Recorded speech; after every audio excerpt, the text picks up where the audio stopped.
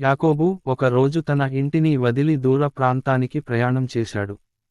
సాయంత్రం అయ్యింది. అతను అలసిపోయాడు. ఒకచోట ఆగి విశ్రాంతి తీసుకోవాలని నిర్ణయించాడు. నేలపై పడుకొని ఒక రాయిని తలకింద పెట్టుకుని నిద్రపోయాడు. అప్పుడు యాకోబుకు ఒక ఆశ్చర్యమైన కల వచ్చింది. ఆ కలలో భూమి నుండి ఆకాశం వరకు ఒక పెద్ద మెట్లలా కనిపించే దారి కనిపించింది.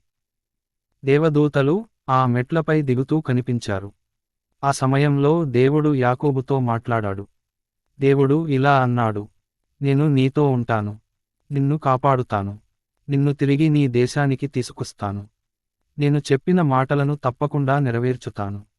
యాకోబు నిద్రలేచిన తర్వాత ఆశ్చర్యపోయాడు. అతను అన్నాడు, నిజంగా దేవుడు ఈ స్థలంలో ఉన్నాడు. ఆ స్థలానికి అతను బేతేలు అనే పేరు పెట్టాడు. యాకోబు దేవునికి ప్రార్థించి, దేవుడు తనతో ఉంటే ఆయనను సేవిస్తానని వాగ్దానం చేశాడు. దేవుడు మనతో ఉంటాడు. మనం ఒంటరిగా లేము. దేవుడు మనల్ని కాపాడుతాడు.